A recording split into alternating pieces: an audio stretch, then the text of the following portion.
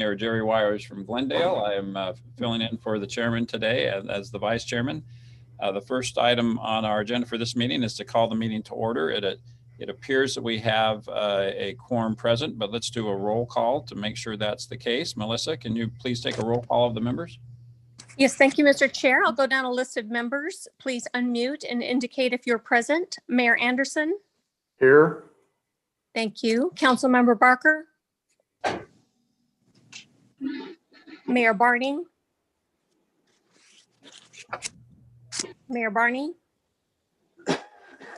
Mayor Bien Wilner. Here. Thank you. President Burnett.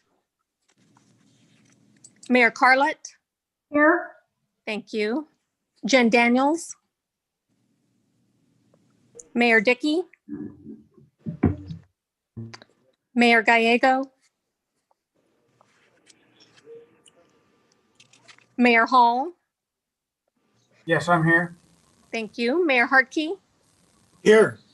Thank you. President Javier. Mayor Hermosillo. Present. Thank you. Supervisor Hickman. Supervisor House. Here. Here. Thank you. Sorry. Thank you. Oh, thank you, Supervisor Hickman. Mayor LaVault. Yes, Melissa, I'm here. Merry Christmas. Thank you. Merry Christmas. Governor Lewis. Mayor Lord. Here. Thank you. Mayor Molina. Here. Thank you. Mayor Osborne. Present. Thank you. Mayor Pereira. Mayor Peterson. Mayor Riggs. Here. Thank you. Mayor Schoaf. I'm here. Thank you. Vice Mayor Smith. Here. Thank you. Mayor Tovar. Mayor Weiss. Here. Thank you. Mayor Woods. And our chair is here. Is there anyone that I missed? This is Vice Mayor Malner standing in for Mayor Wires. Thank you, Vice Mayor Malnar. So we do have a quorum. This is Councilmember Barker. Oh, thank you, Councilmember Barker. Mayor Barney couldn't get his mute button pushed fast enough. I'm here. Thank you, Mayor Barney. Okay, well, thank you, Melissa, and welcome everyone. A quorum of the Regional Council is present, so this meeting of the MAG Regional Council is now called to order. Just a reminder to everyone, when you are not speaking, please mute your phone so that we can have a good audio quality for this meeting. We'd like to welcome a couple of new members to this body. We have Buckeye Mayor Eric Osborne and Gila Bend Mayor Chris Riggs. Mayors, welcome. We're excited to have you be a part of MAG. The first item on our, the next item on our business rather is the call to the audience. Members of the public were asked to submit written comments related to this meeting through the MAG website. Comments may be sent at any time leading up to the meeting, but must be received at least 1 hour prior to the posted start time for the meeting. This is the opportunity for the public to comment on items that fall under MAG's jurisdiction and are not on the agenda, or that are on the agenda for discussion and not for action. MAG staff, have we received any public comments? Thank you, Chair and members of the committee. We received no comments for this item or any other item on the agenda. Okay, thank you very much. We'll move then to item 3 on our agenda, which is the Executive Director's Report. Eric Anderson, MAG Executive Director, will give this report. Eric. Thank you, Mr. Chair, members of the Regional Council. If we can go to the next slide, I have 3 things to share with you this morning. Those of you who've been around MAG for a while know that we started a program a few years ago through a grant with Read On Arizona to establish a website with all the elementary school performance data, student enrollment demographics, and a number of other factors in there. That site continues to be used for a number of purposes. Recently, through a joint program by the Governor Ducey and Superintendent of Public Instruction, Kathy Hoffman, $19 million in targeted grant funding was made available to schools and students most impacted by COVID-19. Our work with Read On Arizona through our staff member, Vern Wolfley, helped do that. do that analysis. And there's the link. You can punch on that link and find a listing of the schools that were awarded funding. There are a number of those in Maricopa County as well as Pinal County. Go to the next slide. So one of the things we're very active in is the Arizona Council for Transportation Innovation. It's always looking for innovative programs that we can implement here in Arizona to improve the efficiency and how projects are delivered and how we can improve our transportation system. The Arizona Council for Transportation Innovation was just awarded the State Transportation Innovation Council Excellence Award. Very proud of that. It recognizes our work with the SunCloud Data Project. That's a major effort we have going in the Sun Corridor area to develop a data portal. That was a grant through FHWA, as well as looking at methodologies to look at value impact analysis. And that's also was a Federal Highway Administration grant. Both those projects have been demonstrated through national webinars too. Amy St. Peter is the staff contact here at MAG. Final thing I have for you this morning, go to the next slide. Our fiscal year 2019 CAFR, our comprehensive annual financial report, received the Government Finance Officers Association Award for Excellence in Financial Reporting. It's a really interesting award, and when they review our document, they give us a number of recommendations to improve our document as well as our work program. So look forward to continuing that effort. So, Mr. Chair, members of the Regional Council, that completes my director's report. Thank you, Eric. And Council, if you have any questions regarding Eric's report, we invite you to contact him after the meeting. Our next item is the approval of the consent agenda. Items 4A through 4N are on the consent agenda. Does any member of the Regional Council have questions or request a presentation on any of these items? Hearing none, could I have a motion to approve the consent agenda? Move Mr. approval, Chairman, Mayor this is Gallego. Michael Alt. I make that motion. Thank you. I'll go with Mayor Gallego for the motion and Mayor Lavalde for the second of the motion. Is there any discussion on the consent agenda? Okay. Melissa, will you please take a vote of the participants? Thank you, Mr. Chair. I'll call your name. Please indicate how you vote. Mayor Anderson. Aye. Thank you. Councilmember Barker. Aye. Thank you. Mayor Barney. Aye. Thank you. Mayor Wilner. Aye. Thank you. Mayor Carlett. Aye. Thank you. Jen Daniels. Mayor Dickey. Mayor Gallego. Aye. Thank you. Mayor Hall. Mayor Hartke. Yes. I'm aye. I'm sorry. Oh, thank you. I got that, Mayor Hall. Mayor Hermosillo. Aye. Thank you. Supervisor Hickman. Supervisor House. Oh, thank you, Supervisor Hickman. Supervisor House. Mayor Lavalde. Yes. Thank you. Mayor Lord. Yes, here. Thank you. Vice Mayor Melnar. Aye. Thank you. Mayor Molina. Yes. Thank you. Mayor Osborne. Aye. Thank you. Mayor Pereira. Mayor Peterson. Mayor Riggs. Aye. Thank you. Mayor Schoaf. Aye. Vice Mayor. Thank you, Mayor Schoaf. Vice Mayor Smith. Yes. Thank you. Mayor Tovar. Mayor Weiss. Aye. Thank you. Mayor Woods. And Mr. Chair, how do you vote? I vote aye. Thank you. Is there anyone that I missed? So the vote on the consent agenda passes unanimously. Thank you very much. Next item on our agenda is item 5. That is the Census 2020 Regional Outreach Campaign Performance Report. MAG staff Laurie Berg-Sapp will begin with this report, but I know we also have present to comment, or as part of this presentation will be Dennis Johnson from the U.S. Census Bureau and Tim Reister with Reister. Laurie, take it away. Thanks, Mr. Chairman and members of the Regional Council, for the opportunity to bring you an update on Census 2020, the nation's count of all people living in the United States. We'll hear from MAG's consultant, Tim Reister, on MAG's outreach campaign in just a moment. First, I'd like to introduce Dennis Johnson, the Census Bureau's Deputy Regional Director for the Denver region, with a brief overview.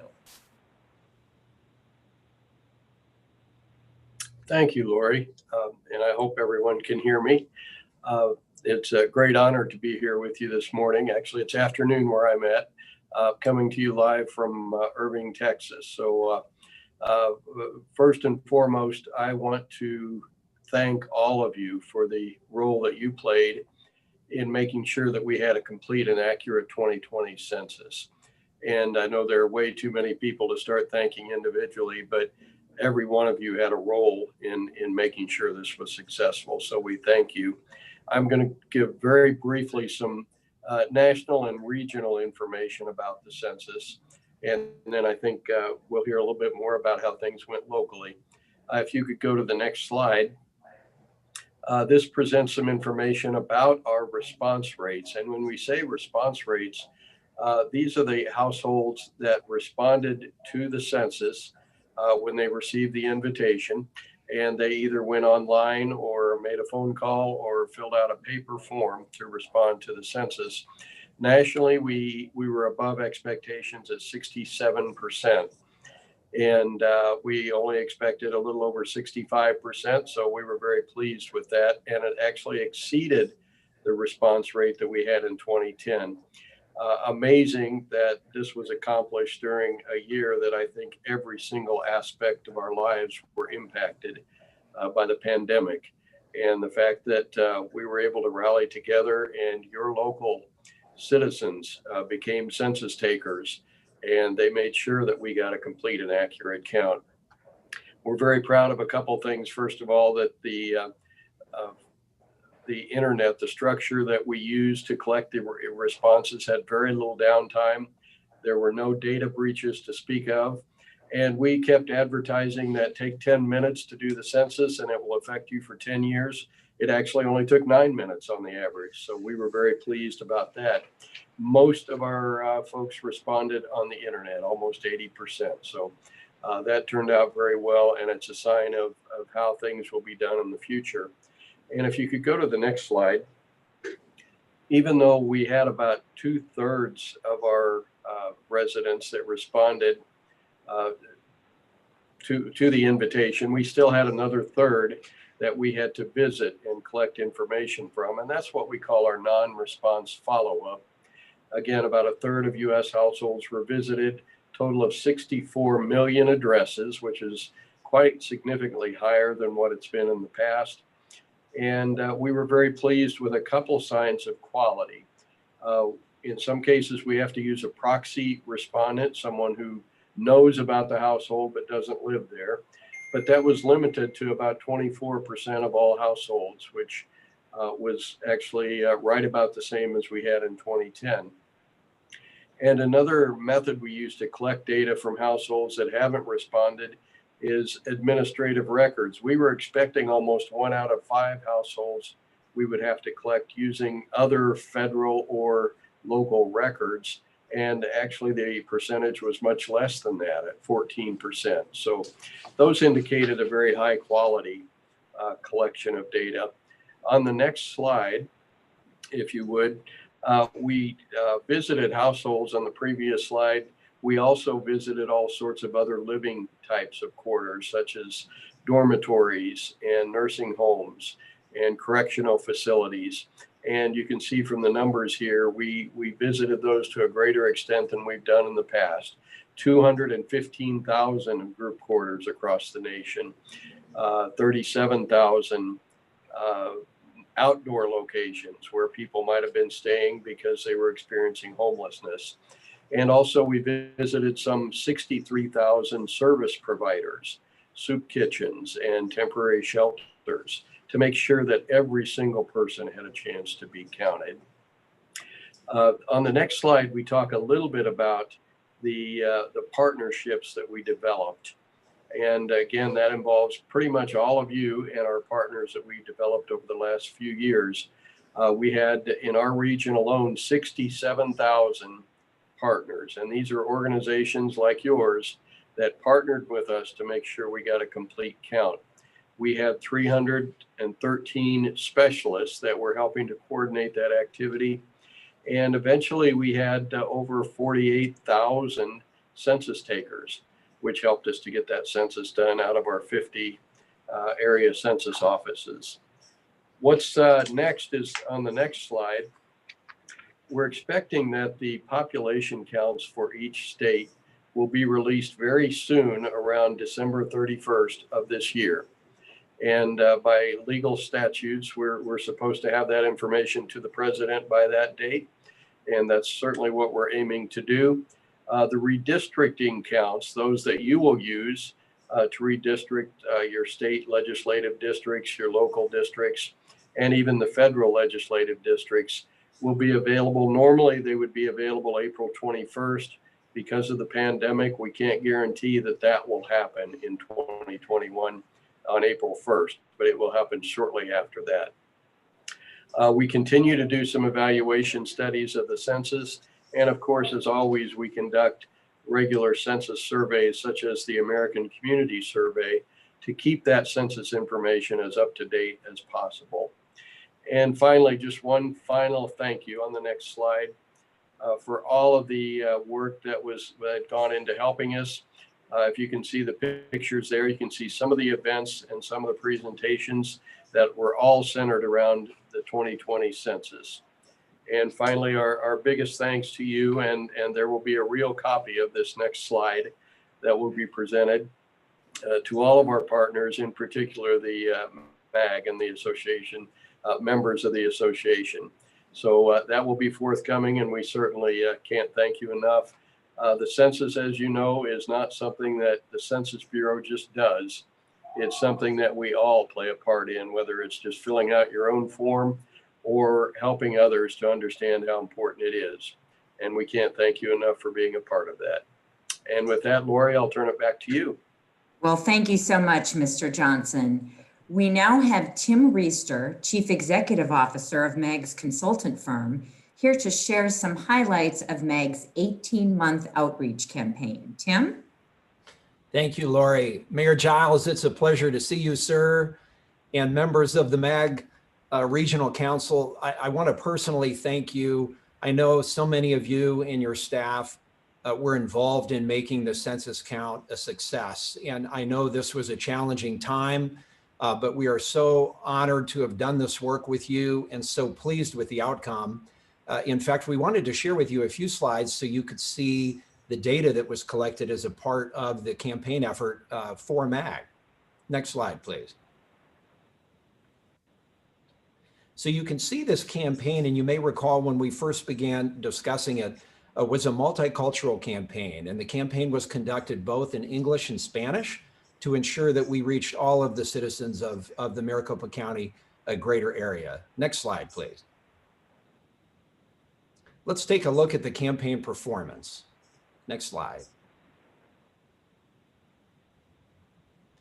So our objective was to reach 92% of the available audience, the residents of the MAG area.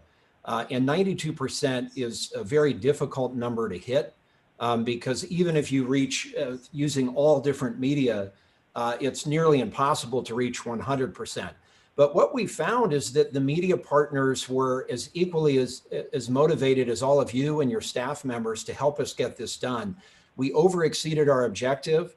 We were able to reach 95% of the residents with a frequency of 30 times. So you may recall this campaign started August 15th of 2019, and we wrapped it up in mid-October this year.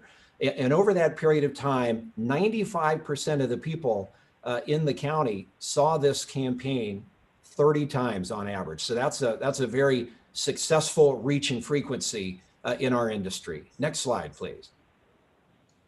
And you can see here the breakdown of reach by the different media that we chose to use for this campaign. Television, of course, was very powerful for us. So was out of home, digital media, radio, and print media. Next slide, please. And social media was a new twist to the campaign this year versus 10 years ago. And we found that Facebook was our top performer among all of the social media channels that we were able to use with the campaign. We were able to deliver almost 43 million impressions using targeted social media advertising and organic posts to reach the citizens of the MAG area. Next slide, please. And we also created a website for the iCount 2020 campaign, both in English and Spanish. We had over nearly 285,000 page views, 231,000 sessions with nearly 200,000 users. And we actually had people click directly through that website 1,000 times to take the census online. Next slide, please. And Lori, I'm going to pass it back to you, but I wanted to thank you personally. It was a sincere pleasure working for you and your team on this project. Thank you so much, Lori. Oh, thank you so much, Tim. We really appreciate your efforts, and the success of the campaign is evident in the record-setting self-response rates for the region.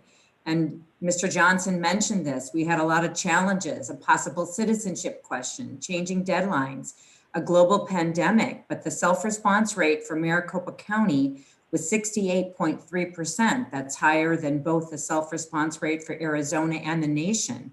Maricopa County also surpassed the self-response rate set in 2010, which was 66.5%. Next slide, please.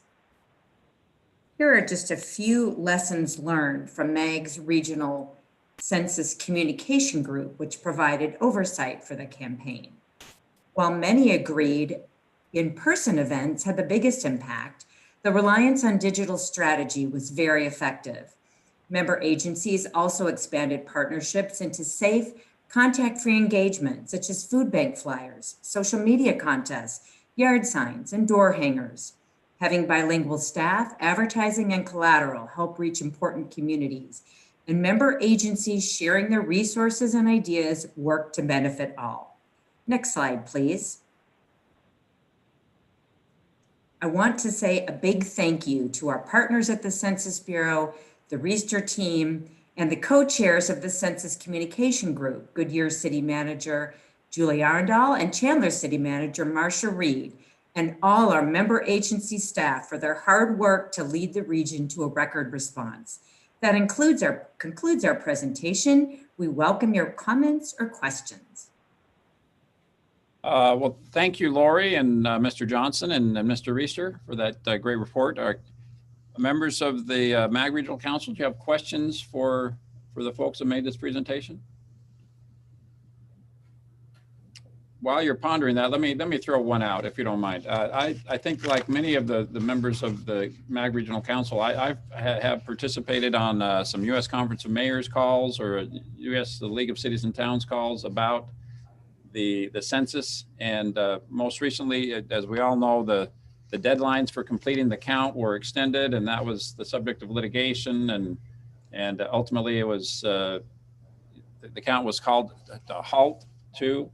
But I think it was always anticipated that it would take data scientists, a few months to work on that data before it was then ready to be presented to the president. And I know that that's been a subject of some disagreement, and the president has insisted on getting the report the end of the year, in spite of the fact that the count, ended later than it was supposed to have. And so the data scientists have not had the amount of time that they would like to clean up the data. Can you, I don't know, Mr. Johnson or others, can you tell us what is the status of that? Is it still cause for concern that perhaps this report is being called for before it's ready?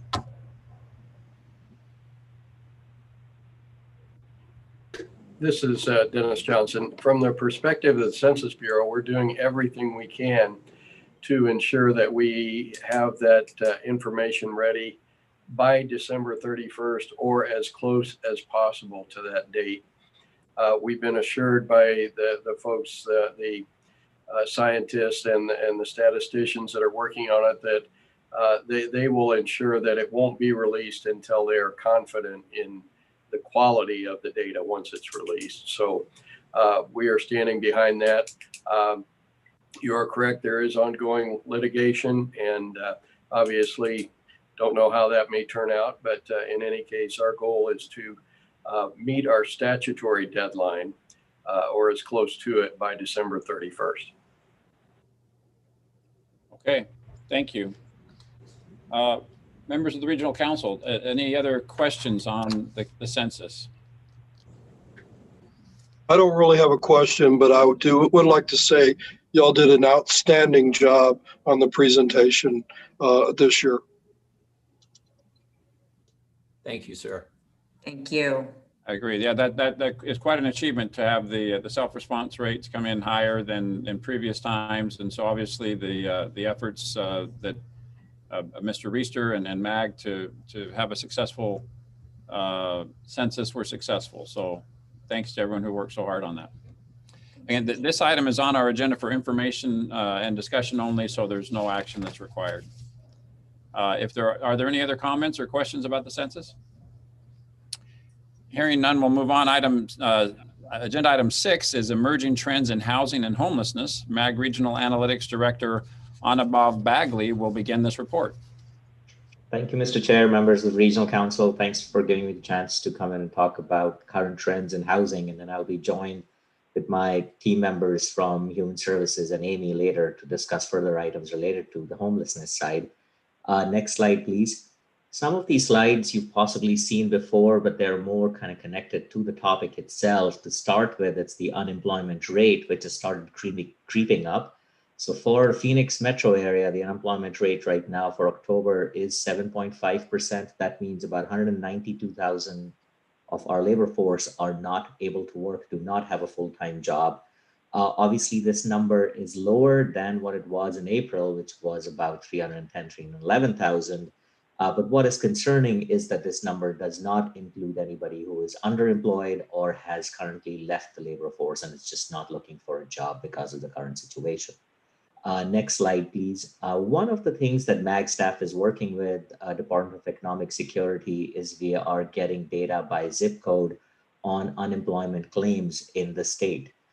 This data, we have maps and details on this by zip code for our region on the link that is available there.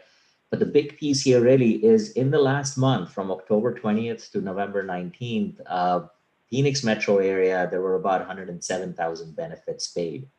Of the total initial claims up until now, since March, there have been more than 575,000 claims that have been done. Obviously, Phoenix metro area is the highest. We're the largest part of the state in terms of population and jobs. So this pandemic has impacted us quite a bit more in a different way, though. So next slide, please. What you see here is which of our jobs and what types of jobs have been impacted more. And at this time, everything actually came down during the April-May time period. But the big thing really is that the high-wage jobs and the mid-wage jobs are now generally back, but it is the lower end on the job side.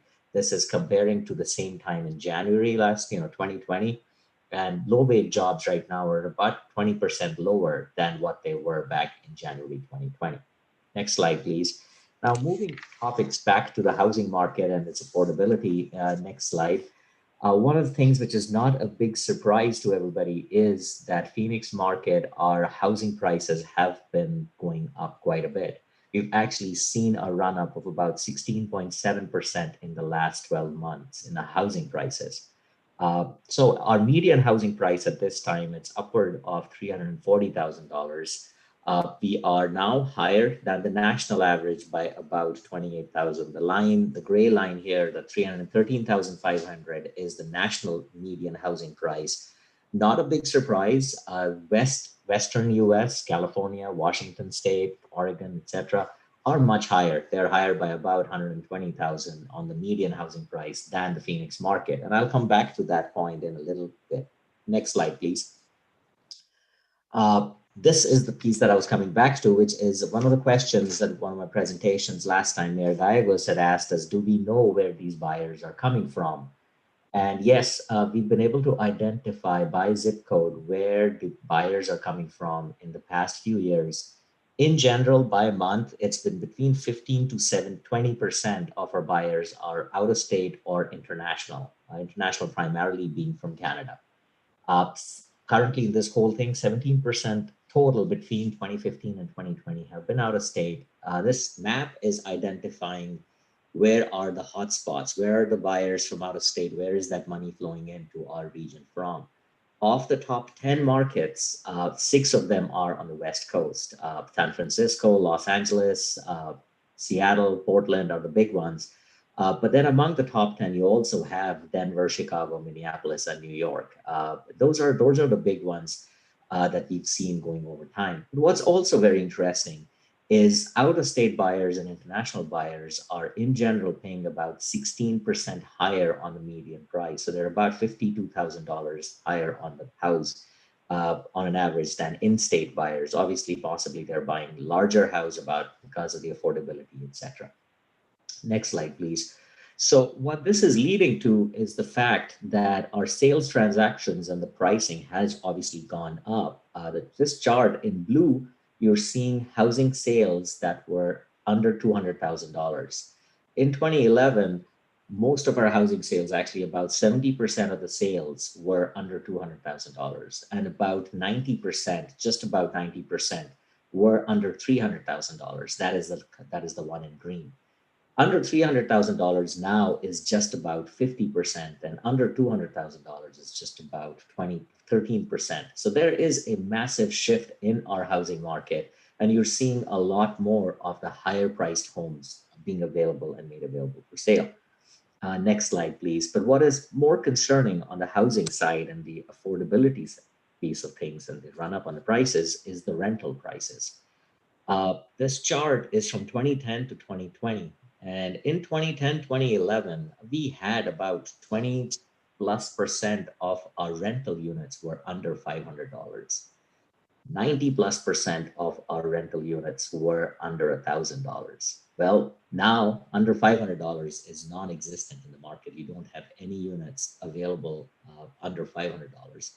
And under $1,000 is just about 30%. So there's a major shift on the rental market that has happened in our region. Well, that has really meant that the biggest gain has happened in the $1,000 to $1,500 range and above that. Next slide, please. So what we've done is our teams looked at affordability, and the map here is showing you areas where households are paying more than 30% of their household income for housing. 30% is generally the standard that we look at. So those areas in red, those block groups that you're seeing in red, there are more than 45% of households in those areas that are paying more than 30% for housing. In terms of numbers, there are about 478,000 households that spent more than 30%, but what's even more concerning, upwards of 200,000 households are spending more than 50% of their household income for housing.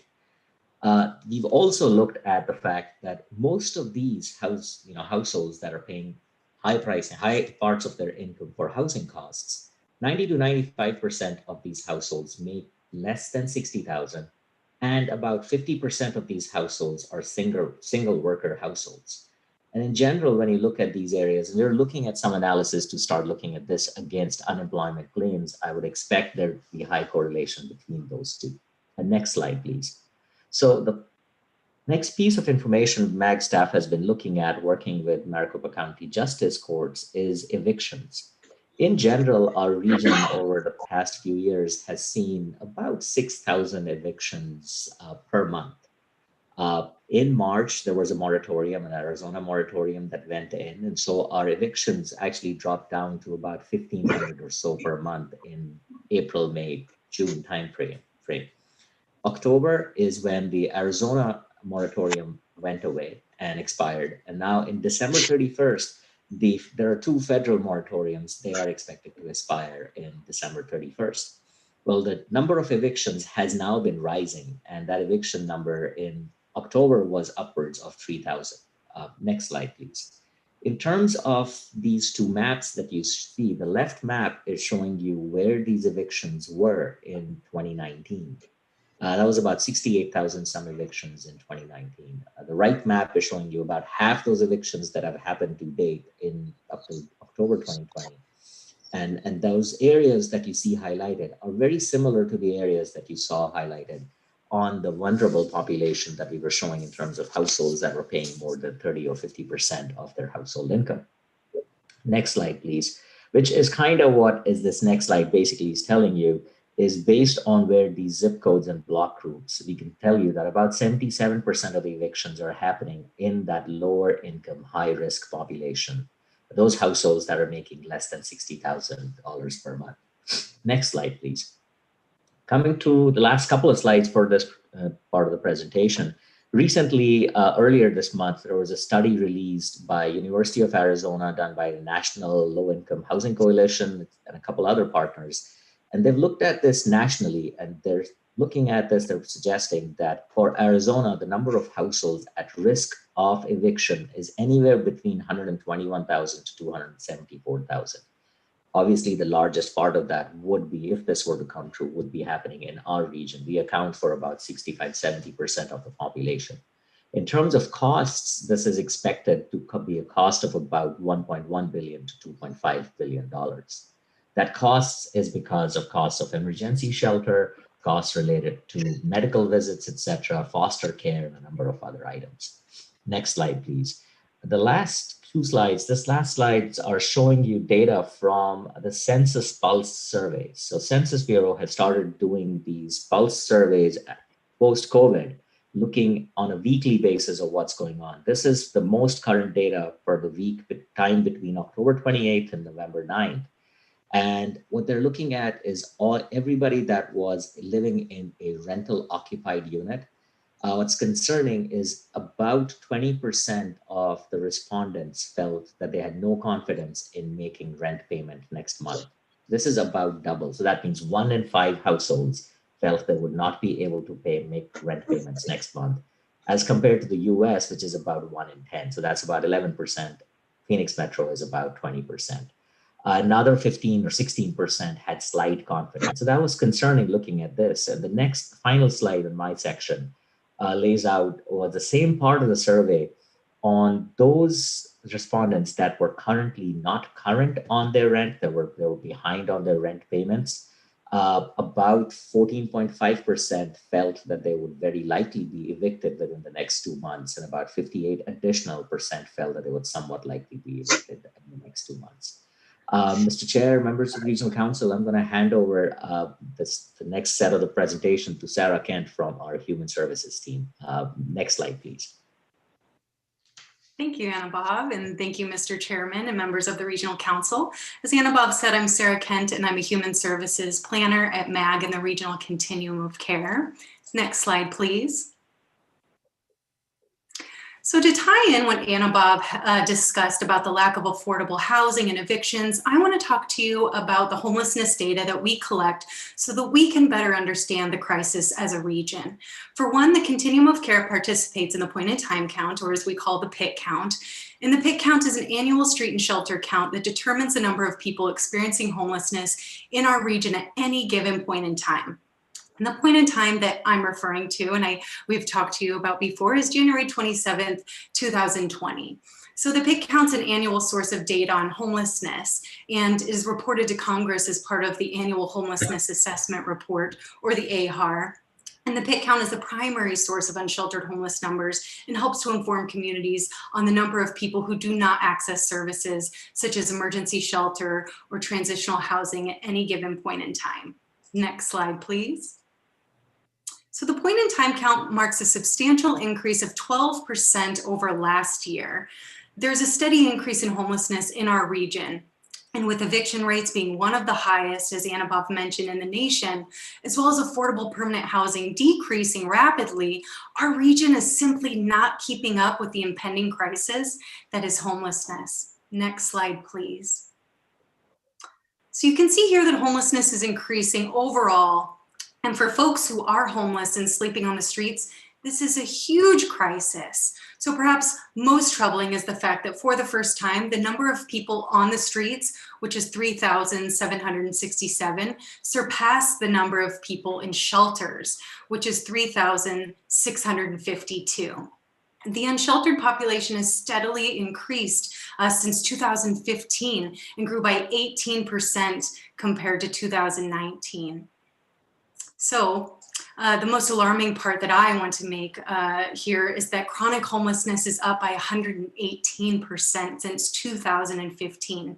So chronic homelessness includes people that have had multiple episodes of homelessness. And most often they're the folks that we see as most visible on the streets. Next slide, please. So here is the point in time count heat map for 2017. And next slide, please. And for comparison, here is the 2020 map. So the unsheltered count has been increasing each year, as you saw, across the region, and the number of people experiencing unsheltered homelessness in each subregion has also been increasing annually. And you can see homelessness impacts the region as a whole. Next slide, please. So aside from the point in time count, which is an annual snapshot, as I mentioned, we collect very comprehensive data that we get from the Homeless Management Information System, or as we call HMIS. Next slide, please. We do have a partnership with the Crisis Response Network, which is our HMIS administrator, in which we regularly receive 2 additional reports. There is an overlap between the 2 reports since clients can access multiple services, of course. So you can see here, we've got our weekly shelter report. And then we've also got our outreach coordinates data that outreach workers put into the Homeless Management Information System. Next slide, please. So as you can see on this map, it's of outreach encounters from the past year, and it shows that homelessness is a regional concern. And I want to mention that the PIC count is, of course, a snapshot, and the outreach data is an aggregate of the total homeless outreach encounters. So you can see here that the dark colors represent a higher concentration of homelessness encounters by outreach teams, which the navy blue shows areas with over 750 encounters. Next slide, please. In addition to the outreach data that we receive, we also receive a separate report showing all clients accessing shelter services every single week. This chart shows weekly totals since March. There has been a 12% increase with 3,241 clients in shelter in the most recent week, of November 20th. 3,604 in the most recent week of November 20th. Sorry about that. We've not yet had a historical analysis of trends from the same time last year, so we're not quite sure if the increase is a seasonal trend or due to the effects of the pandemic, but we will closely keep an eye on this. Next slide, please. So looking at our latest weekly shelter report from November 20th through the 26th, here are some of the key findings. 42% of shelter clients reported that their homelessness started during the pandemic. We also did a demographic comparison between the shelter report with the census population estimates. So next slide, please. This next slide here shows that clients were asked to self-report their primary reason for homelessness. As you can see in the first column on your left, the top 3 reported reasons from the shelter report are economic, evictions, and family dispute or overcrowding. So we all know that there are various answers to each category, but quite a few of these are related to economic reasons, including loss of job and even evictions. Then the next report there, the outreach encounters, show the top 3 reasons that were stated as a primary reason for homelessness are, again, economic, and then this time mental health, and then family dispute and overcrowding. These will be interesting for us to keep an eye on to see whether the impact of the pandemic is reflected in this reported reasons for homelessness, particularly as moratoriums are set to expire at the end of the year. Next slide, please. So our next steps are to continue to deepen and broaden the data available so that we can better understand the housing and homelessness trends and the needs in the region. And based on the data and of course political will and community support, we will develop and implement regional strategies that will continue to reduce homelessness and increase access to assistance. And then lastly, we will strengthen the ongoing sustainable safety net. If you leave with one message today, please know that homelessness is solvable. The Continuum of Care and MAG is working hard as we are concerned about the growing number of folks who are experiencing homelessness. We're bringing this information to you today with hopes that we can all come together to address this issue with a true regional approach. Next slide, please. So if any of you are interested in receiving our reports with additional information, please reach out to me and I'd be happy to provide you with any of this, the point in time count report, municipal responses, or any of the things that Anna Bob discussed we might be able to provide for you as well. And so that, Mr. Chairman, concludes our presentation on homelessness and housing affordability. And thank you all very much for your time today. I'll be turning it over to our Deputy Executive Director, Amy St. Peter, who will be leading further discussion on our next steps. Thank you so much. Thank you very much, Sarah and Mr. Chairman and members of the Regional Council. We're very excited to have this opportunity to engage you on this very critical issue, this topic of homelessness. Homelessness is absolutely a crisis right now throughout our country, as well as in the communities right here in our region. This critical issue is coming about because of the reasons that you just heard about, because of the increasing numbers of people who are homeless, the dwindling supply of affordable housing, and the impending wave of people who may become homeless for the first time as a result of being evicted. So these are all causes for concern. We're here today because we all share this need for solutions. Our communities need relief right now. Our region needs solutions that we can all support. And so the purpose of my comments today is really to give you a brief update in terms of the activities that are underway right now to meet this challenge head on, to listen to your priorities, and then to be able to discuss some next steps that will help to strengthen the regional response that is so needed right now. But first, it's important to honor and to validate, to recognize your local efforts. Many communities have been involved in this work for a number of years. A number of communities are really forging new ground and are starting to develop new strategies. Some communities maybe have yet to start work in this space. We want to engage all of you and to support all of you in this really critical work. There are also extensive sub-regional efforts underway that have been underway for some time now, particularly in the East Valley, the West Valley, in addition to the extensive work that has been undertaken by the City of Phoenix. Please do let us know how we may support your local efforts. If there's any data that we can provide, such as what you've seen, any kind of assistance or coordination, we very much want to partner with you to support those local efforts. Increasingly, though, we see an urgent need to make the regional response more robust and to make this even stronger. And homelessness in general is inherently regional. And here are two reasons why. The first one is geographic. So when people are homeless, they will often not stay just in one community. They will often move from one community to another in search of housing, jobs, and assistance. You've just seen the outreach data, the street count data that all reflects the geographic and the dispersion of the homeless population increasingly over the years. This makes homelessness inherently a regional issue. It's also inherently regional because of the impact. When one community struggles with homelessness, that absolutely impacts the surrounding communities. You can see that in the impact to our tax base, to our economies, to our brand. We need all communities working together so that every community can benefit and the rates of homelessness will go down. So in order to develop truly responsive regional strategies, we need at least two things. One is to deeply understand your priorities and to understand how we can support you in meeting those needs. And the second way is that we all come together with a shared sense of purpose around common goals and a collective sense of action that we can take throughout the region.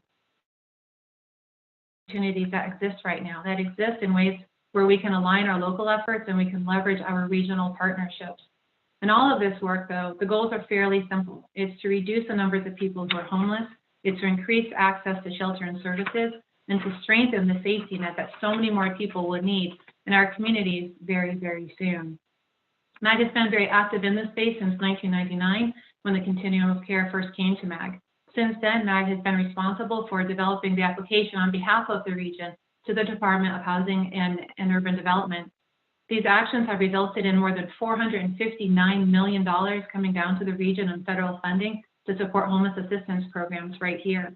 This has been a stable source of funding. Increasingly, though, it is more and more competitive as well as more technical. And so there are a number of activities that are required in order to maintain our competitiveness in that national competition.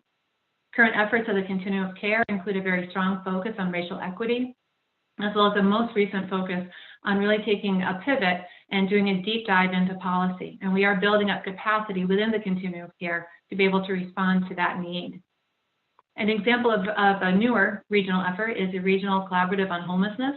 This is a partnership among 6 different partners or entities who are inherently regional in nature and who are also dedicated to solving homelessness, to ending homelessness. These members include MAG, Maricopa County, ASU, the Arizona Housing Coalition, the Vilas Health Foundation, and the United Way. We are working together and we are aligning our respective efforts. We're working together towards mutual goals, and we're working together very closely to develop a suite of strategies that can be presented to you for implementation throughout the entire region, in which every community can play a role. This work is critical, and it absolutely has to be informed by extensive outreach. We have to include diverse perspectives such as yours from local government, as well as from the very experienced service providers in the nonprofit arena who have a lot of expertise to bring to this conversation. Being able to incorporate these diverse perspectives will ensure that the strategies developed are responsive and relevant to a number of stakeholders throughout the entire region. And third, as your regional planning agency, MAG is working very hard to build capacity to meet these challenges head on. We have already launched a national best practice study so we can better understand the absolute best regional approaches to homelessness. We are also compiling data right now on funding sources that are available, as well as looking very hard at the eligibility for those funding sources so we can bring resources to bear. We'll also be undertaking a cost analysis so we concretely know the true cost of the strategies that we'll be recommending, and we'll be circling back with you in early 2021 with these strategies. And all of this, please know we stand ready to assist you and ready to really strengthen that robust regional approach.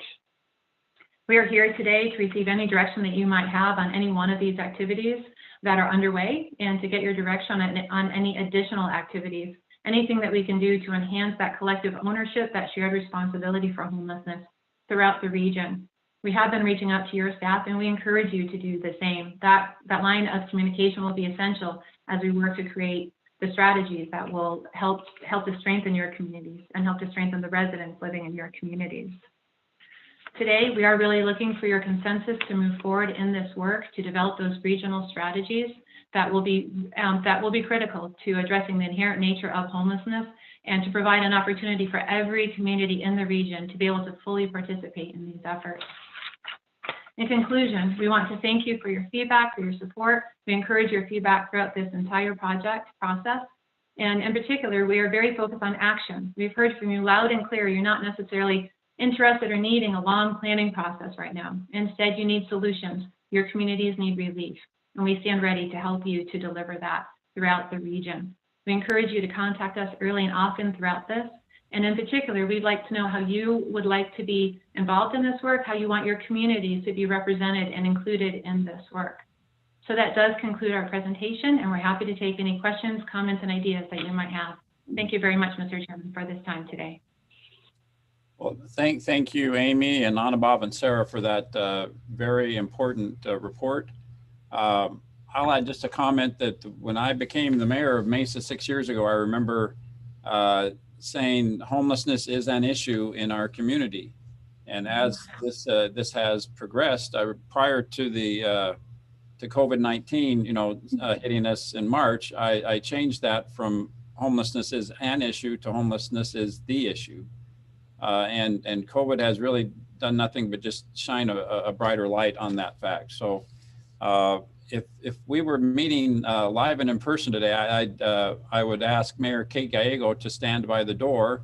And as we all left the meeting, I would ask us all to shake her hand and say thank you to the city of Phoenix for the way they have shouldered this disproportionately, this problem for the region for the last many years. Earlier in the presentation, we saw some heat maps. And when I saw those, I was afraid that there might be some people in this on this board that were looking and going, oh, look, good. we don't have a problem. You know, isn't that a relief? And please don't kid yourselves if that's what you were doing, because what those heat maps were showing is where services are provided in our region. And that's, so I think it's important that we picked up this discussion up. Again, this is, I hope that we're going to have a robust discussion right now. And because staff has literally said, you know, please tell us what your priorities are. Please tell us where we can have a shared purpose around. They need to know that and I'm looking at my notes from their presentation, they need to know that we have political will and community support to respond to this situation.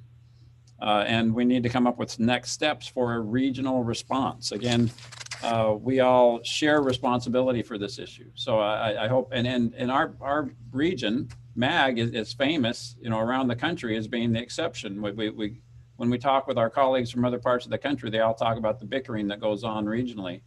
And we go, gee, I don't know what you're talking about. I'm from Maricopa County. We get along great, and everybody, you know, pitches in. So that spirit has never been more necessary than as we craft a response to this issue. So I'm sorry, I'll get off my soapbox and open it up to the membership for questions or comments on this topic. Mayor Giles, Kathy Yes, Collett. Please. First of all, I would just like to thank Anna Bob and Sarah and Amy for the work that you have done and for this presentation. It was really great, very informative, and work that is going to make a big difference as we move forward. And as you know, we are having a West Valley Coalition meeting next week, and a large topic will be homelessness. And so I appreciate that you will be bringing some of this data to that meeting as well. And as we are looking for funding and emerging trends and all of the information that you've been able to present to us today, I think that it will just absolutely feed into what we need to do as a region and as a sub-region to make a difference with regards to homelessness. So thank you. I look forward to that meeting next week. Thank you, Mayor Carlott. I'm sure we have others that want to chime in on this topic. Please, please jump Mr. in. Chair, it's Ken Weiss. Mayor Weiss. So, you know, I appreciate this. I'm looking at the presentation now on my laptop. And I think you're right, Mayor Giles. I think we look at this and all of us can look at our areas and realize that the time for kicking the can down the road has come to an end, and the time for relying on the city of Phoenix for carrying the water for our cities, it has come to an end. I will tell you that Avondale has had conversations with other West Valley cities, and I've said this at other meetings. We are ready to take the lead as it pertains to the West Valley on looking at how we relieve some of the pressure off of Phoenix, how we actually get people help. I've said this before also. We can't tackle this. This has to be taken. We have to look at the people who need the help, and each city, each sub-region has to look and say, what are we good at? What can we help with? Because if each city tries to do it on their own, they're going to fail. So, you know, we've had conversations with Peoria, and I think there is a great partnership there. I just want to make sure that we are done kicking the can down the road and that we start working on this issue. It is only going to get worse, and you know, the presentation today really puts things into focus and brings it to the front of everyone's mind. So I appreciate that. Thank you, Mayor Weiss. Mayor Giles? Yes, please, Mayor Gallego. And thank you for your kind words about our nonprofit and faith community and city partners in Phoenix. They have been doing heroic work for years, but this year has been even more difficult. And I am certainly lucky as mayor to have such generous people in our community, but we appreciate what every city is doing. I try to follow everyone's state of the city, and it's been encouraging to see how many people in their speeches this year have picked homelessness as an area of priority, or in other major sort of policy addresses. I know every community does it differently. So thank you. I am also very optimistic that this group can be the greatest MAG board ever to address these issues. I am hopeful that when I'm done with my time in this job and people ask, what did you do on MAG? We will say we did many important things, including extending the Proposition 400, but that we were the group that came together and really worked to take us even to the next level as being a national model on homelessness. So I'm very encouraged about the steps that we've outlined, and thank you for the great, the data and the great presentations and understanding of where we are. And Anubhav, thank you for adding some analytics that I was particularly interested in. The census pulse data was hard to see, that we have so many more people in our community who are very nervous about eviction, and that federal moratorium coming up, ending this month. I think we are already in a difficult crisis situation, but it is going to get worse. So now is the time for us as leaders to come together. I think that Amy's suggestion of talking about what are the funding sources we have now is very important, and I'm looking forward to seeing that. I'm also hopeful that we might include in the MAG federal agenda some specific asks around areas where we need help, from emergency shelter grants in the region to some of the other more permanent tools, as well as just making sure we continue to invest in data systems and our ability to more effectively share what are the resources, who's doing what. I would like us to convene with as many of the providers as possible to understand what's happening in our faith community, what the nonprofits are doing, and how there's been some great innovation this year born out of necessity, but make sure we are talking to as many as possible. I would like us all to also have an intentional strategy with the business community. Greater Phoenix leadership has just created a committee around housing and homelessness. And my understanding is that there's very important conversations happening with several business organizations, chambers of commerce, West Side, East Side. When we look at our continuum of care committee, it does not have as many people from the sort of top of the business community as some other continuums of care. And so I think that is something we ought to look at, because when I talk to business leaders, they understand that this is a key core issue, and one where it is worthy of their time. So I would love to see us really think intentionally about how we can include our business organizations. And we've seen private sector solutions, particularly around funding sources for affordable housing, that augment and leverage what we are doing at the government level. So let's make sure that they are at the table. I think I might ask you to talk a little bit about how many people at MAG are working on homelessness now. I would be open to looking at whether we might make some additional investments, signifying that this is a MAG priority and that we want to have the resources we need to think creatively, innovatively with good data, but really make investments at convening these conversations, which will have to be very broad. So I guess maybe we'll have a question in a moment for what is the staffing right now. And then I would ask that we come up with a plan of measurable actions that we could take, both short-term, looking at the current status and the perhaps impending higher level of evictions, but also looking long-term.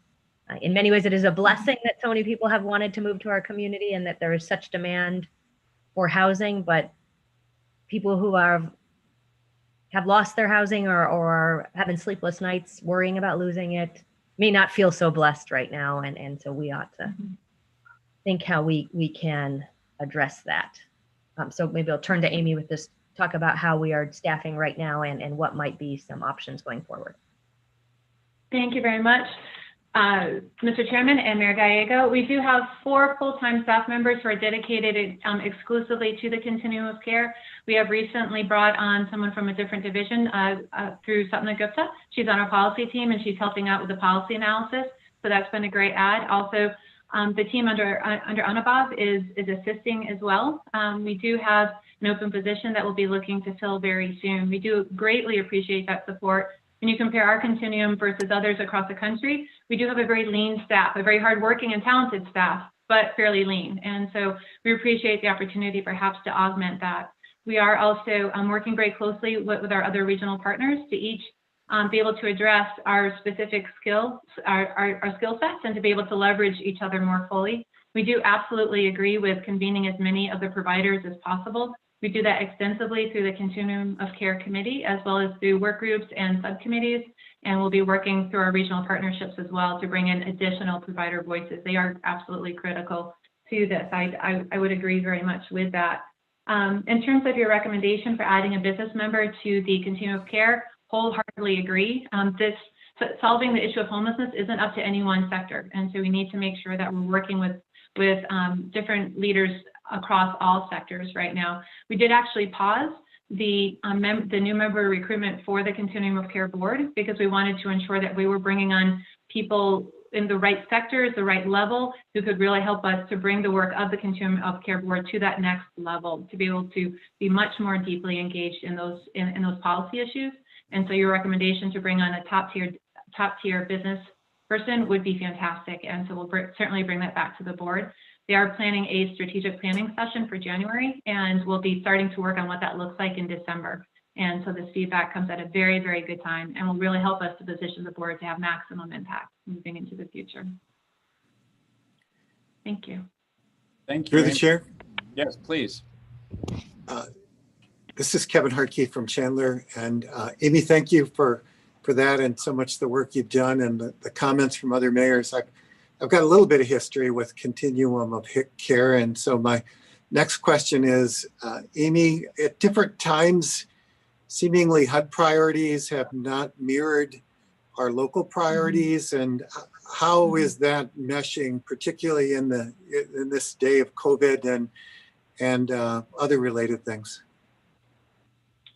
Thank you, Mayor Hartke and Mayor Chairman, for that question. I think that's a critical one, and thank you so much for your service to the Continuum of Care. Really appreciate you serving for so long with that group. In terms of your question about the federal priorities versus the regional priorities, I think that's a very insightful one. So on one hand, we need to keep on bringing in that more than $25 million each year from the federal government into our region. At the same time, though, we need to be laser focused on serving the needs of our region, and you are exactly correct. At times, those two priorities have not always been aligned. I think they are getting a bit closer, but that's really why we're here today, because we have our Continuum of Care who's focused as well on the region. MAG also has capacity and absolute every intention to supplement that regional response through the Continuum of Care through our service to you as our member agencies. And so that's really where we can bring in additional resources, additional support to make sure that whatever we're doing really aligns with the region's priorities as well. And so we'll continue to fulfill our federal, those responsibilities and to meet those requirements, but working with the board, working with you, working with our regional partners, we'll be able to be very focused on meeting the needs of the region as well. Thank you. Thank you, Mayor Hart. Thank you very much. Other questions, comments? Chairman, this is Vice Mayor Mallon from the City of Glendale. Yes, sir. Our staff, we've spoken about this quite a bit within the City of Glendale, and we have some very specific recommendations that we'd like to throw out there and maybe get some comments from MAG in the future and from the rest of the cities. The first one is to implement a repeat offender program, similar to what Peoria is doing. They're doing a fantastic job in Peoria with the repeat offender program, and we think that there needs to be something with that get people without permanent addresses into a diversion program. And we think that this is only a piece of the total answer, but it's one of the many pieces that need to come together. In addition, because federal funding is very restrictive on how we would do these type of programs, we're recommending that we seek state dollars for a 3-year pilot program for a regional repeat offender program to see if we can make some inroads into some of these homeless folks. Another area that we specifically want to talk about is exploring state tax credits for reimbursement to cities to implement programs that would incentivize affordable housing development in areas other than in low-income areas. You know, cities can waive DIF fees, as long as the city agrees to pay those DIF fees. The state can either create a tax credit for developers. Sorry, Vice Mayor, you're breaking up a little bit. So that income housing, other than that we explore payroll tax credit for businesses that employ people without a permanent address or who may have prior offenses that would, again, help get those people back on track and get them back into housing. You know, we know that, again, these are programs that the federal funding most likely wouldn't cover. So we've got to consider, you know, putting together, you know, a consensus from this group to go to the state to ask for some funding in these areas. You know, the entire program, kind of what Mayor Gallego was saying, is that we need to have a holistic approach to this entire problem. You know, and we have an example of if we're paving a 5-lane highway, you know, if we only pave one lane all the way down, it's just not going to be holistic, and it's going to maybe resolve part of the problem, but we need to pave all the lanes at the same time. And we need to start looking into these other areas that will help reduce our homeless population and get them back on track. Thank you, Vice Mayor. I think we do need to have some specific recommendations come back to this council at some point. So that's some good ideas. Your repeat offender program. We have something called, we don't refer to that in Mesa, but a specialty court similar to we have a veterans court, but for the homeless community, it's called community court. That again is a non-adversarial court where it's more about providing services and diversion programs than putting people in jail. So I think that there are some good models, I'm sure, around the valley to look to that. Okay, I think this is a great. Mayor Giles? Yes, please. I'm sorry, this is Mayor Ben Willen from the town of Paradise Valley. If I may, just very briefly, thank you for your invitation to speak on this. I agree with all the comments that this is certainly a key regional issue. I just wanted to express on my behalf and on behalf of the town of Paradise Valley that although we're in a maybe not a similar circumstance, certainly to the communities that are feeling a lot of the stress in this area, we are committed to being part of the region and part of helping with any solution that we can do. And toward that end, you know, we've been committed, and it's somewhat symbolic, but every year we tend to contribute to NGOs as part of our budgeting process to support homelessness, and that's been efforts to alleviate homelessness, and those solutions has been a priority of mine and the council's. And even though we may not be a traditional partner in this, if there are things that come up from MAG staff, for example, reaching out to the business community members that may live in our town or other things of that nature where we may be able to help, we are certainly happy to help our fellow MAG members and community members with those efforts in any way that may be productive while respecting you know, the harder, heavier lifting that's going on in some of the other communities. But we'd like to try to help if we can. Thank you. Thank you, Mayor Ben Wilner. Mr. Chairman. Please. Hi, Mayor. Thank you for having me on the call today. This is Supervisor Clint Hickman, but you can call me Chairman this year during a pandemic, which has been just fabulous.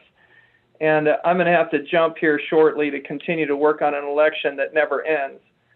So I just wanted to make a statement to the board because I'm hearing quite a lot and great suggestions as we get down the road. But I thought I'd just make a couple statements. Maricopa County is a regional government, and I'm seeing the mayors that I talk to about certain issues quite often, and homeless is one of them, with both Ken Weiss, Tom Schoaf, and Kathy Carlett being on the phone. So Maricopa County has experienced significant growth over the past 5 years. This growth has provided our region with prosperity, but it has also worsened a problem in our region. Lack of affordable housing and homelessness are unfortunately on the rise, as you guys can see in that great presentation that Mag just made. To respond to these growing problems, the county recognizes the efforts of numerous groups from around the region to identify solutions to homelessness and a lack of affordable housing.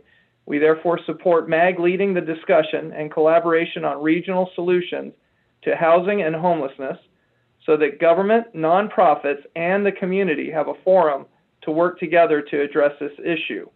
As a key partner on important regional policy matters, MAG has the right structure to perform this role. I would support MAG staff further defining MAG's role and the processes and timeframes associated with it through an executive summary approved by regional council at a later date. Because I think we need that first. As all of you are taking phone calls and working with different community groups, it becomes a lot of meetings, a lot of word soup, a lot of disjointed efforts trying to get to a unified effort. And I think MAG would do great here, but I think as different entities, we need to get in a situation where instead of a one size fits all, we need somebody to herd these cats and get on a straight path that all the communities can go forward on, with the right people talking to the right people at the right time. So that's what I'm proposing through Maricopa County. And last but certainly not least, yes, Phoenix has suffered through a tremendous burden.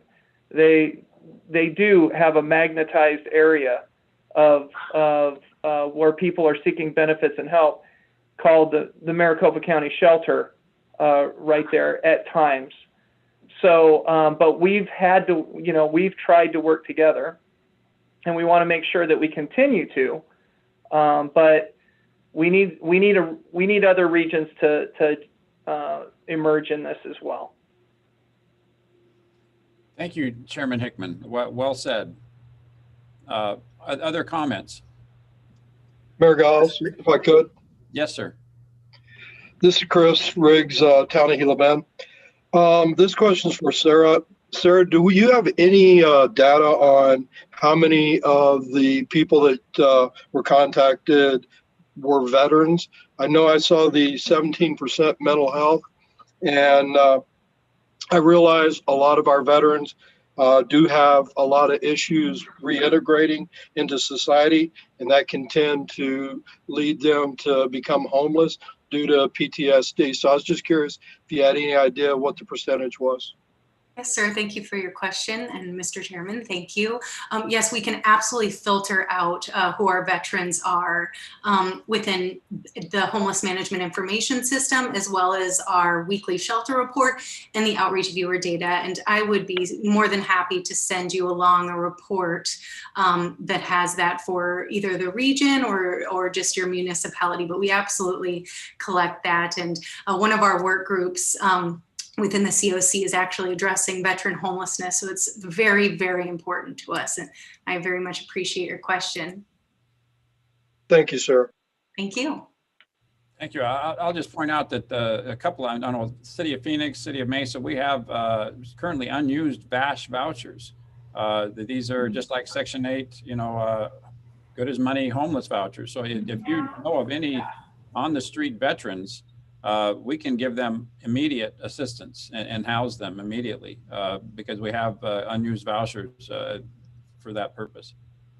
I hesitate to wrap up the discussion, but I think we have had a great discussion here, and I really appreciate it. And I think Chairman Hickman and others have indicated that I think next steps are to come back with some specific plans and a path for us to follow regionally.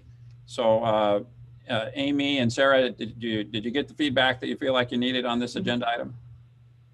Thank you very much, Mr. Chairman. Yes. Okay. Very much so. Thank you very much. And thank you to everyone who participated. I was getting text messages from my deputy city manager saying that the City of Mesa is stealing all of the slides in this presentation to use internally. So that I would suggest others to do likewise if you're interested in that. Next item on our agenda is item 7. This is an update on the development of a new regional transportation plan. Ms. Audra Kester Thomas will provide this report. Audra. Thank you, Vice Mayor Giles, members of Regional Council. We'll move swiftly through this presentation. I'm joined today by Transportation, Economic and Finance Program Manager John Bolin. He will start with an overview of revenue projections, and then we'll close with the final recommendations for application of weights to our project level scoring. John, do you want to take it from here? Sure, thank you very much, Audra.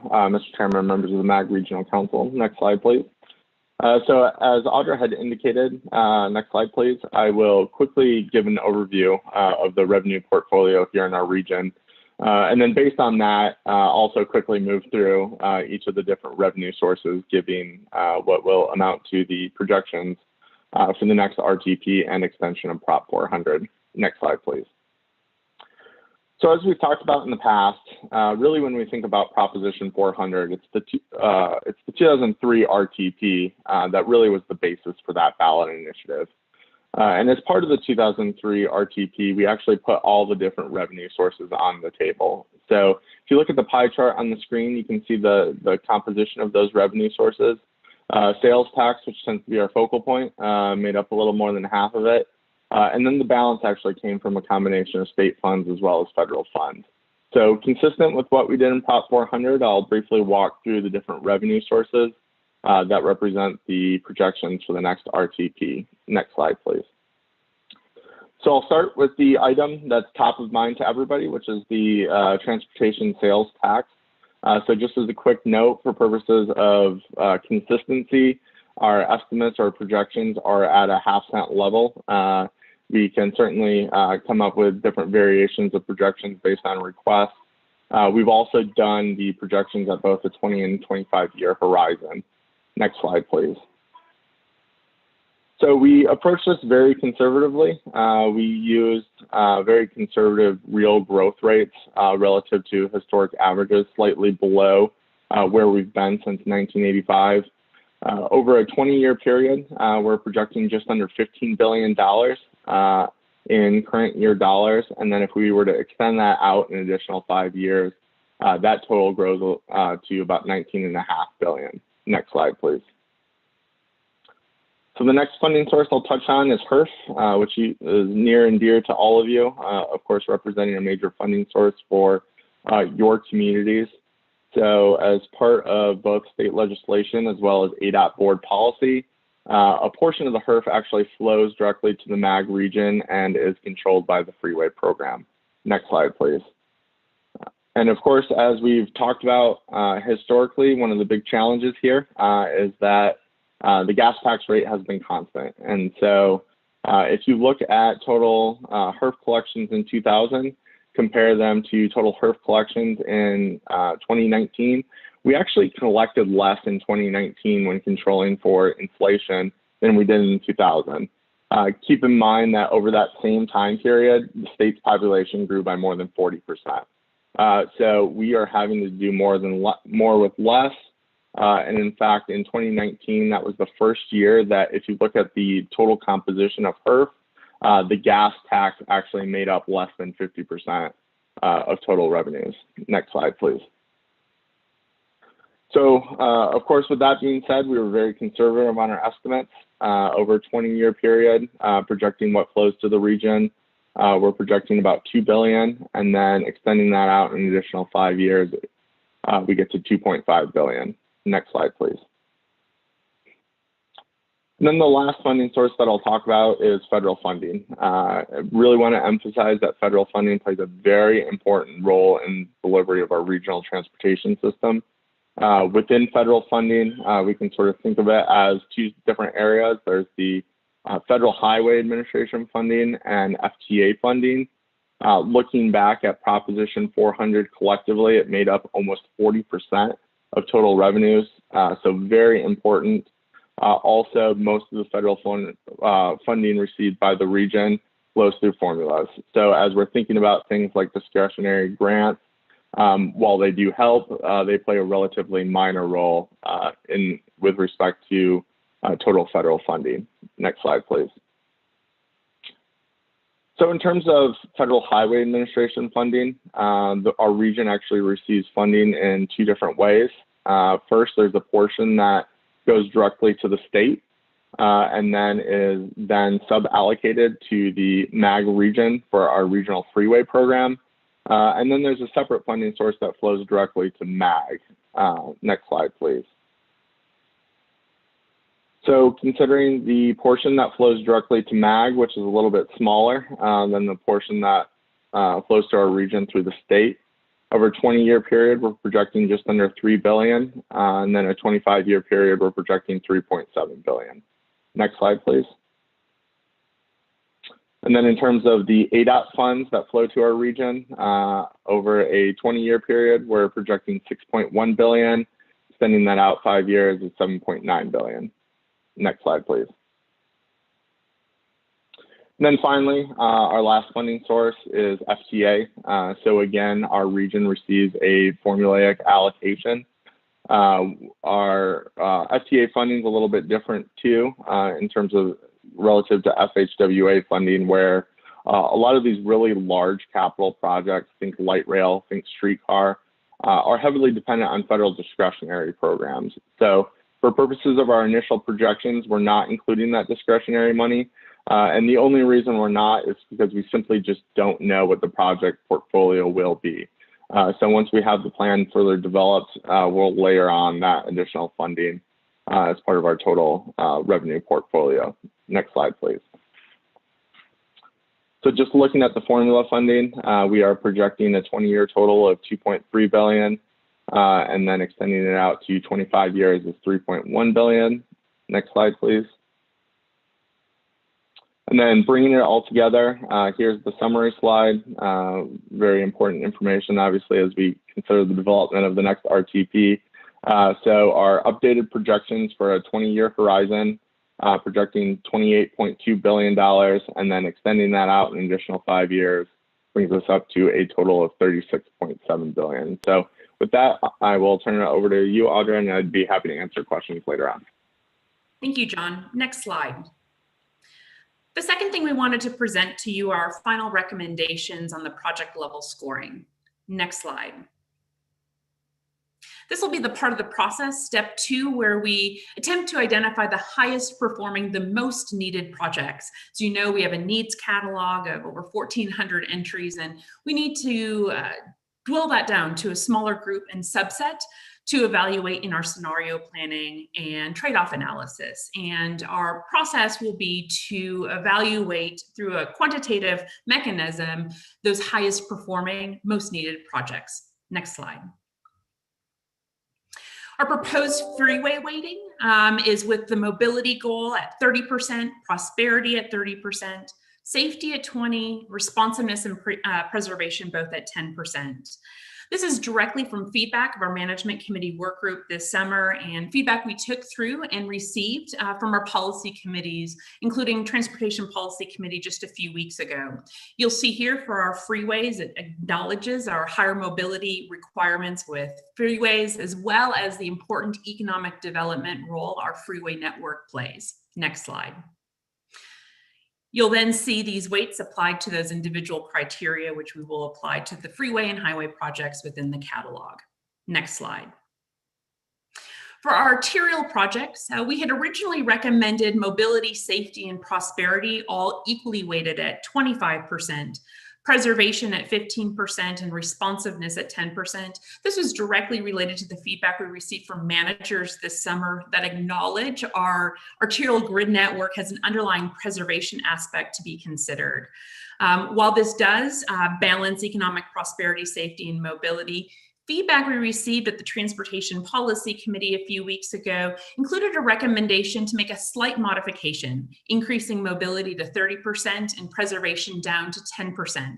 After a tremendous amount of discussion at Transportation Policy Committee, consensus was to present these revised weights to you for consideration today. Next slide. You'll see these revised weights applied against those criteria for our arterial evaluation. Next slide. So you'll see how this plays out. By and large, the majority of our projects really are in our roadway section. And again, we needed to reduce those to the most highest performing. When we stepped back, we realized we only had a dozen or two high capacity transit projects, and we're proposing moving those forward into our scenario planning, in part because those projects could really benefit from the additional evaluation tools that we have in scenario planning, recognizing the unique system attributes that ridership play in evaluating system expansions with high capacity transit. I'd also note we have an ongoing bus rapid transit system study in partnership with the City of Phoenix. We'd launched that study with the intent that its recommendations would inform the RTP. Those recommendations are on schedule to be delivered this winter, and perfect timing for our ultimate scenario planning exercise. And it's another reason we're pulling forward a recommendation for transit projects to move into that step 4 of the process. Next slide. Wanted just to briefly mention that while this part, step 2, is highly technically focused on a quantitative analysis, we have built in step 3, a qualitative element where we recognize perhaps a really good project ultimately does not score above the line, and that technical analyses sometimes don't get all the aspects for evaluation. And so we wanted to present to you how we envision this step 3 to work. Next slide. This is the qualitative aspect of the process, and after we complete the project level evaluation, step back and see if a really good project ultimately fell below the line. But we need justification to be able to pull a project forward for further consideration. And we've outlined some of these justifiable circumstances that a member agency might present to regional council for pulling a project forward that otherwise doesn't score well. Perhaps it's a project that already has substantial regional funding committed to it, or has private or local funding sources that are able to leverage federal funding. It might be a project that enables our technology or readiness, enables equity outcomes, whether there are economically disadvantaged or historically disadvantaged populations within the region. Perhaps it's a project that completes a missing regional system link. You know that's an important aspect as we deliver regional system investments here. Or perhaps it uniquely supports multiple modes of transportation. And perhaps it's a project that ultimately helps to enable regional balance across the region. So once we complete the step 2, these are the kinds of justifications for which a project that otherwise falls below the line might be considered to move forward with concurrence. Next slide. So just to polish on a few last steps here at the end of the year, next slide. We're going to be highly focused in several technical matters to deliver to our management committee work group early next year. We're going to be bringing forward a baseline operations and maintenance obligations. In other words, what proportion are we already taking up in the year 2026 at the conclusion of Proposition 400 with obligations to ongoing operations such as bus service, regional bus service, freeway, litter, and landscape. We'll be detailing project and program cost estimates. We'd given you some sketch estimates several months ago, but now that we're moving further into this evaluation, we are refining those cost estimates, working with ADOT as well as Valley Metro to fine-tune those costs. We'll of course be facilitating our project level scoring with your concurrence of our criteria weights today, as well as getting our scenario and modeling team ready for our ultimate trade-off analysis. We'll also be completing some initial polling after the first of the year, in addition to the ongoing public engagement, so that you, your policymakers, have the information you need to make these tough decisions. Our next work group meeting is going to be February 1st. That's a different date that's in your cover memo because of some scheduling conflicts. We'll be meeting with the work group 4th Thursdays of each month thereafter. Mr. Vice Chair, that completes our presentation. Both John and I stand ready to answer any questions. Thank you, Audra and John. I know this also was an action item at the TPC meeting a week or two ago, and those revised weights that you referenced, there was approval given to that at that time. If I was ambiguous about my support for that, I apologize. I support the revised weights that have been proposed that came from previous discussions. This is agendized for information and discussion only, but Council, what you have some questions or comments on this topic?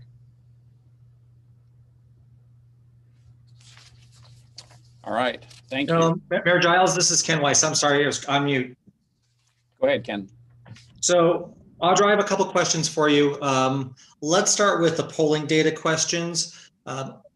Do you have an idea what those polling data questions are going to touch on? I'm assuming it's going to be transit, freeways. Will the question of operations and maintenance be part of one of those questions? Mr. Vice Chair, members of Regional Council, Mayor Weiss, absolutely. We're going to have a variety of topics that we want to cover, including priorities, transportation priorities, including operations and maintenance questions of existing investments.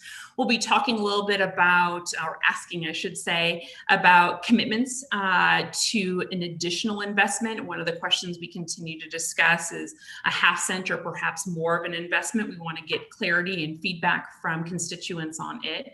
We also want to better understand economic security. One of our key questions is timing associated with an election. In the existing pandemic, we recognize that economic conditions may be perceived differently from our constituents, and so we want to make sure we're picking the appropriate time in an election. So we have a variety of topics that we hope to get completed in our initial polling, and I hope, Mayor, that answers your question. It does in a way. So let me give you my thoughts on this and you tell me if I'm off base, and I'd also like to hear from the committee if possible. So we've gone through our values mapping. We have an idea of what the public is looking for, what's important to them. I guess if I were to be asked, if I were John Q. Public or Jane Q. Public and someone said, you know, are expanding the freeways, is that important to you? Yes. Is bus rapid transit to you important? Yes or no. Is freeway maintenance and operations important to you? My initial answer would be yes, without having a background in how that should be funded. And I say that, Audra, because back in September at TPC and Regional Council, there was a lot of discussion on maintenance and operations going forward. And I think there was kind of a general consensus from both groups that maintenance and operations should really be left up to ADOT. And because there is a limited pool of money, that money should be used for freeways, roads of regional significance, transit, that there just wasn't enough money to do maintenance and operations and everything else we wanted to do if it was a half cent. Am I off base when we talk about including operations and maintenance without giving a historical background on who should be responsible for that as part of the survey? Mr. Vice Chair, Mayor Weiss, members of Regional Council, that's a really good point. We do only have a limited amount of time, as you know, to complete these polls and want to keep the attention of those that we encounter. We will obviously be providing lots of context to some of these questions. We already recognize that the direction of Transportation Policy Committee in Regional Council is not to include a programmatic investment for freeway operations and maintenance, that's the state legislature's responsibility, right. And not for the region to take any further obligation on. However, we want to make sure that we include the opportunities to better understand what priorities are perceived by our constituents, and we wouldn't want to necessarily not allow that opportunity to hear.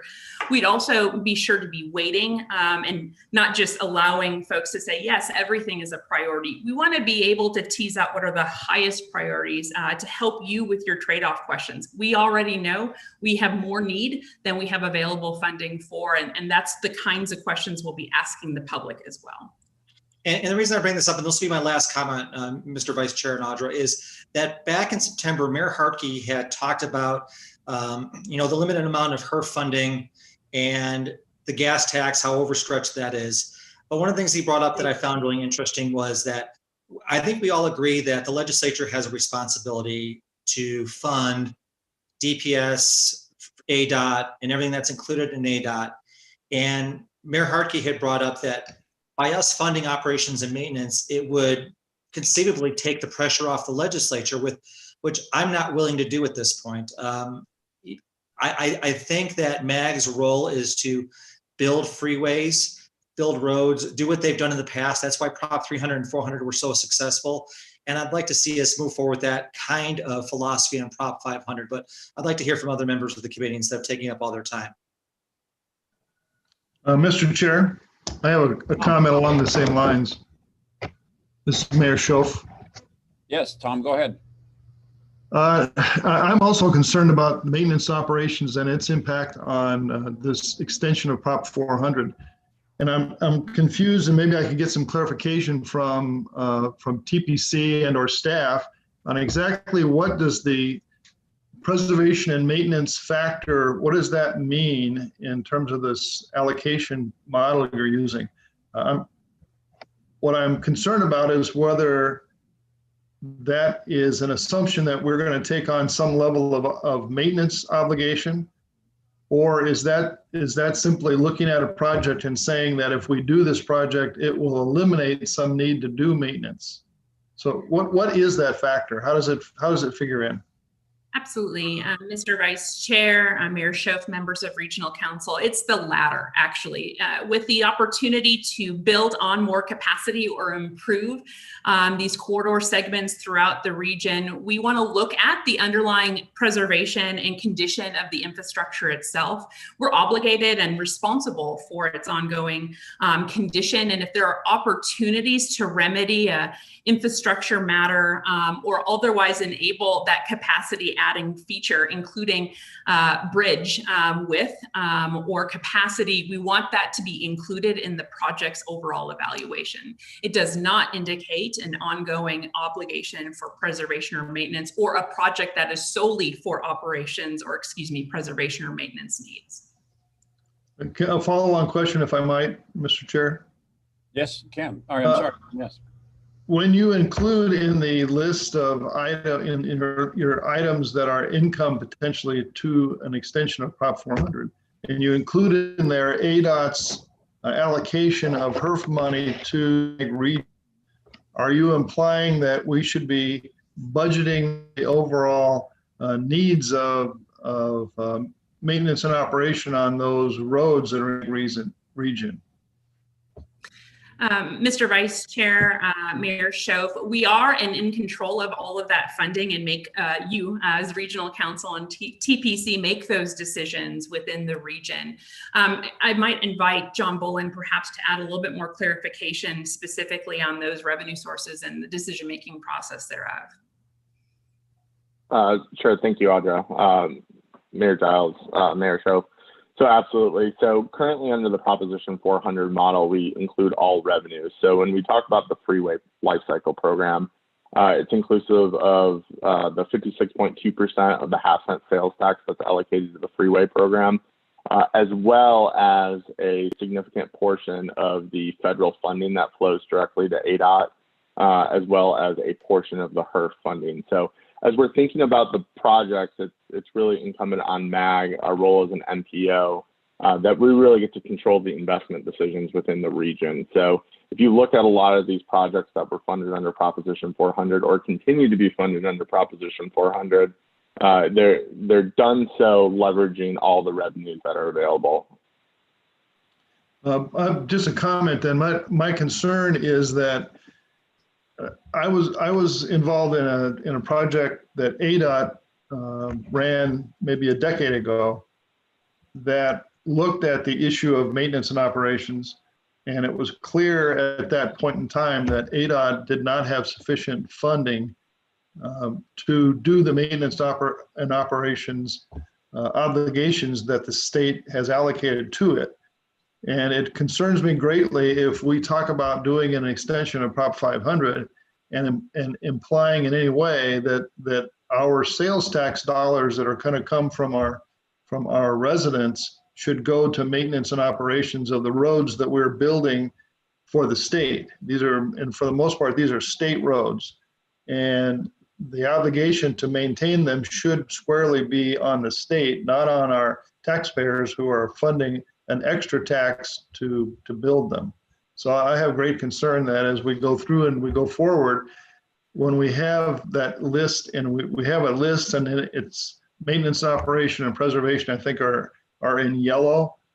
I would rather see them come off that list entirely. I don't want there to be an implication to the state or to the legislature as we go forward that MAG is agreeing to take money that we're going to try to get our taxpayers to come up with and in terms of an extension of the sales tax. That money should not be devoted to maintenance and operation. And we know today that the HERF money that's being allocated to ADOT for the MAG region is not sufficient to maintain the roads that we already have. So every time we build a road, we're making the situation worse with maintenance and operation. Through the chair, this is Mayor Hall. Yes, Mayor Hall. Thank you, Chair. Yes, I'm not going to give a speech because I think Mayor Schoaf and Mayor Weiss hit the nail on the head. I don't want, me personally, I don't think M&O ought to be in part of Proposition 500. I think that should be on the state. I think we as MAG should build it and ADOT should maintain them, period. So I would remove M&O totally out of it. Thank you. Is he going to call me? Thank you. This is Georgia Lord. Yes, Mayor Lord. All right, I'm going to read this for the sake of time because we certainly have carried on today, but I've said this before and I want to say it again. We must continue to tout the importance of the extension of Prop 400, making sure it has adequate funding. Our need for a robust transportation system has never been greater, especially in the high growth areas of the region. The recent call for project exercise has highlighted the tremendous need throughout our region, from allowing the West Valley to catch up on freeways and to continue arterial development in the East Valley and transit maintenance and expansion throughout Maricopa County. Now, as we look at these projects and the needs across the region, we have to ask ourselves whether or not we will have enough revenue to pay what our citizens and businesses require. We owe it to the future generations and to our respective communities to explore all funding options, including an adjustment to the tax rate to the duration of the tax.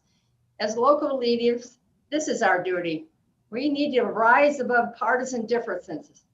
Our charge is to unify around ideas and policies that provide the greatest benefit to the most people.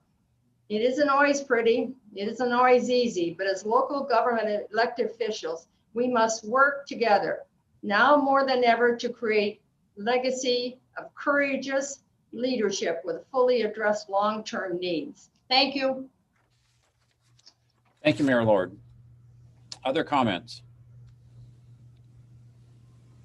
All right, thank you. Another great discussion. We'll look forward to additional updates as the matter progresses. The next item on our agenda, item 8, is a legislative update. MAG Policy and Government Relations Director Nathan Pryor will give this report. Nathan. Thank you, Mr. Chairman, members of the Regional Council. My presentation today is going to piggyback, if you will, the prior conversation we just had about the Regional Transportation Plan. So by way of reminder, this body did pass approve a policy principle that supports the continued development of the MAG Regional Transportation Plan. And part of that approval was noting, particular to members of the legislature, that our plan development is ongoing, especially through the early and mid parts of 2021. This is obviously particularly important as we start to develop scenarios that will help us understand trade-offs in front of us, priorities for the region, what's going to stay in and what might fall out. This also starts to help us think about issues of rate and term. Obviously, as we've stated, we have polling to do. So a lot of work continues around the development of the plan. With that being said, we understand that there's proposed legislation. It does a number of things, but I want to focus at the core of it. This proposed legislation would really do a straight line continuance of the half-cent sales tax. This is concerning because obviously, for what I just stated, this would preclude any outcomes of our planning process. So conversations Eric and I are having with members of the legislature, we will continue to educate and inform that we are, in fact, in our transportation planning process, that outcomes are undecided as of yet, and that the trade-offs and a further analysis needs to be done. So that's the message we're prepared to carry to members of the legislature, Mr. Chairman. With that, I am available to answer any questions. Thank you, Nathan. Questions from the council?